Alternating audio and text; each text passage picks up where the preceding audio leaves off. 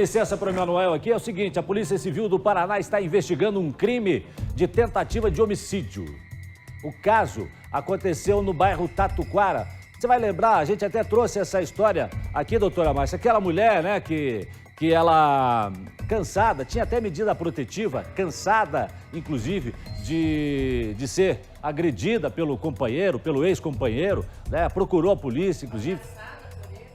Ela acabou sendo ameaçada por ele, e aí é o seguinte, ele resolveu invadir a casa dela. E ela reagiu a essa invasão, deu um tiro nele. Como é que tá essa história, Nader Kalil? Boa tarde para você. Boa tarde, Jason. Boa tarde a todos que nos acompanham no Balanço Geral. Olha, a gente que está acompanhando esse caso desde ontem, na verdade, desde anteontem, quando esse homem teria atentado contra a vida dessa mulher. Eu falei até no programa de ontem que ele já havia atentado contra a vida dela, teria feito 2 disparos, só que, por sorte e felicidade dessa mulher, os tiros não a atingiram. Ela conseguiu não só sobreviver, mas também denunciá-lo na Delegacia de Proteção à Mulher, onde ela registrou um boletim de ocorrência. A Delegacia de Homicídio e Proteção à Pessoa da capital é que está investigando esse caso. Por quê? Porque houve uma tentativa de homicídio na noite anterior, na noite anteontem, quando esse homem, numa nova tentativa de invasão, acabou sendo atingido com disparo de arma de fogo. E a pergunta que todos fizeram ontem é, a arma era dele e ela tomou, ou a arma era dela? Ela conseguiu uma arma e, já esperando que ele fosse matá-la, acabou atirando contra ele. Para responder esse questionamento, nós estamos com a delegada responsável pelas investigações, doutora Camila.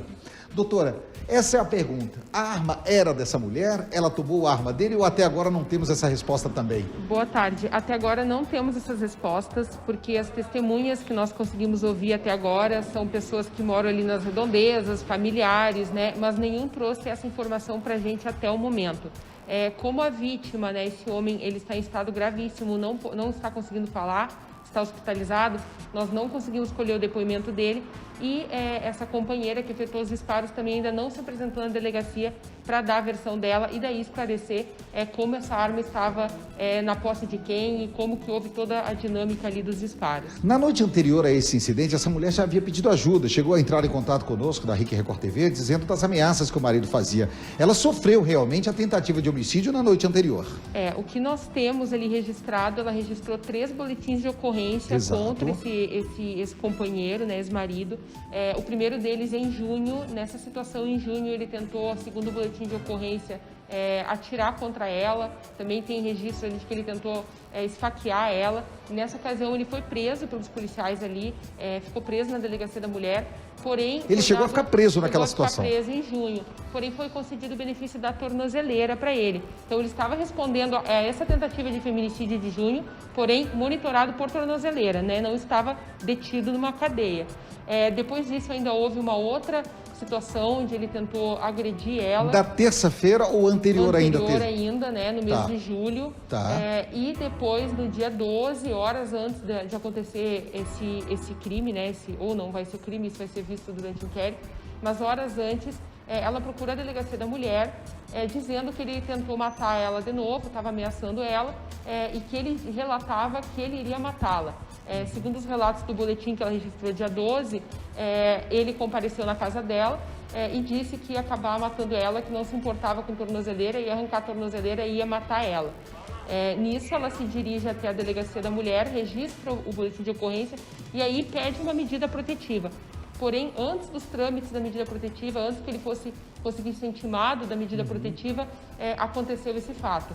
Segundo os relatos e as diligências, né, ele acabou, ela estava em casa na noite ali do dia 12 para o dia 13. Certo. Quando então ele tentou entrar na casa gritando e dizendo que ia matá-la. Certo.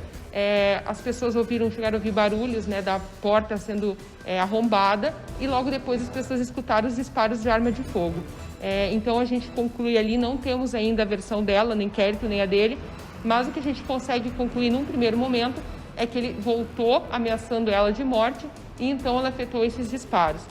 Ou seja, antes até da senhora concluir ali, eu já vou eu tenho uma pergunta já antes da gente seguir para um outro assunto, mas eu vou aproveitar e dar uma passada dos estúdios, que eu tenho certeza que a doutora Márcia, ex-delegada de polícia e nossa consultora de segurança, também tem um questionamento para a senhora. Doutora, a delegada Camila está ouvindo a senhora também, a sua companheira e de longa data de trabalho.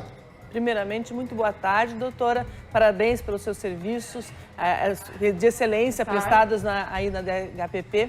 Eu gostaria de saber alguns dados. O primeiro deles, eles são companheiros há quanto tempo e têm ou não filhos? E desde quando ele está com esse benefício do monitoramento? Ou seja, desde quando ele está solto? Eles eram companheiros há pelo menos 1 ano, tá? Não tenho conhecimento, a princípio não tem filhos. E ele estava com o monitoramento da tornozeleira desde o mês de junho ou julho. Mais ou menos esse período que ele começou a ser monitorado por tornozeleira. E ele, E ele iniciou essas novas ameaças logo em seguida que saiu ou só agora no final do ano?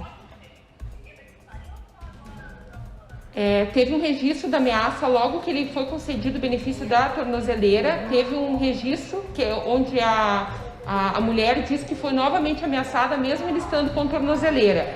E depois disso, então, ela registra uma nova ameaça agora no mês de janeiro. Logo antes, um dia antes aí de acontecer esse fato. E eu acrescento aqui uma pergunta também à doutora Camila. Boa tarde para a senhora, doutora. Eu gostaria de saber o seguinte, quais os crimes... Boa tarde, né? Quais os crimes que esse homem cometeu e por que ele está usando a tornozeleira? Quais os crimes que ele cometeu? Como? Quais os crimes que esse homem cometeu? Porque ele está usando tornozeleira. Então, ele está cumprindo uma pena. Por quê? Certo. Certo. Com a tornozeleira, a gente conseguiu identificar o registro de mais 2 boletins de ocorrência dessa mulher contra ele. Dele novamente fazer ameaças contra ela, mesmo com o uso da tornozeleira. Não foram registrados outros crimes patrimoniais, mas foram registrados mais 2 ocorrências que ela registrou de ameaça, mesmo ele estando na utilização da tornozeleira eletrônica. Já, senhora doutora Márcia, no final da tarde de ontem, a mãe dessa jovem esteve aqui na delegacia, prestou declarações, fez apontamentos. O que a mãe dela, que com toda certeza está nos ouvindo, disse para a senhora e para a escrivã que ouviu essas declarações? O que foi dito, né, por ela e por outras pessoas é que o casal discutia muito, era muito corriqueira essas discussões entre eles, né? Algumas vezes essas discussões resultavam em agressões físicas, e que na data que ocorreu esse fato, a mãe dessa mulher recebeu uma ligação dela onde ela dizia: mãe, ele está tentando invadir minha casa, ele vai tentar me matar. E que logo depois ela desligou o telefone. E então a filha dela retorna dizendo: mãe, eu atirei nele, chame a polícia porque eu atirei nele. E a mãe relata que assim que chegou na casa, a filha já tinha saído, estava saindo. Doutora, nesse caso é legítima defesa? Isso tudo a gente vai avaliar com o depoimento dela. O que a gente vai avaliar ali? Ela tinha outros meios de se defender, uma pessoa invadindo a casa dela, dizendo que iria matá-la. Ela é uma mulher, ele um homem. Então, há chance sim de ser uma legítima defesa, porque ela não tinha outros meios de conseguir preservar a própria vida, né? Não ia conseguir preservar a vida entrando em vias de fato, nem numa briga.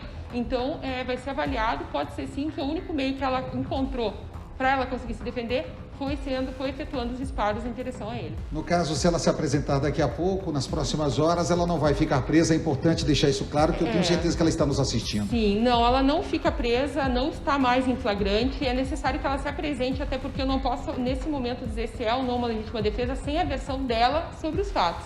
Então, é muito importante que ela se apresente, não está mais em flagrante, e a gente vai avaliar o que ela vai contar a respeito desse fato. Ela vai dizer como tudo isso ocorreu e a gente vai conseguir, então, concluir esse inquérito.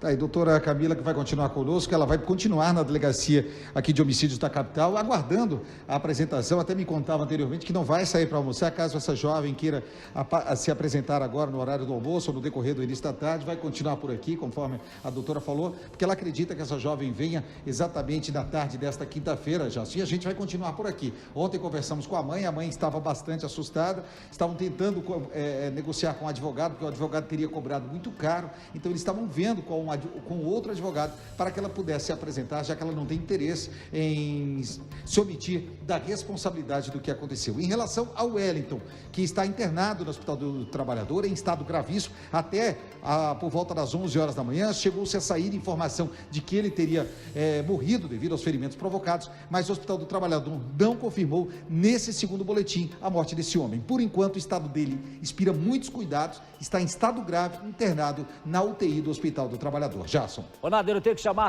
rapidamente aqui uma história, um capítulo das histórias da vida real aqui no Balanço Geral. Vou trazer agora, mas antes uma última pergunta. 10 segundos para você me responder a dúvida da doutora Márcia Marcondes. A arma foi localizada? Doutora, a arma foi localizada? Não foi localizada, né? Esse também é um questionamento que a gente se faz, né? Vamos ouvir o depoimento dela a respeito da procedência dessa arma, já que nem ela nem ele tinham armas legais registradas em seu nome. Não foi localizada, não. Fomos até o local ali, a casa onde ocorreu o fato, fizemos uma perícia, mas não localizamos a arma.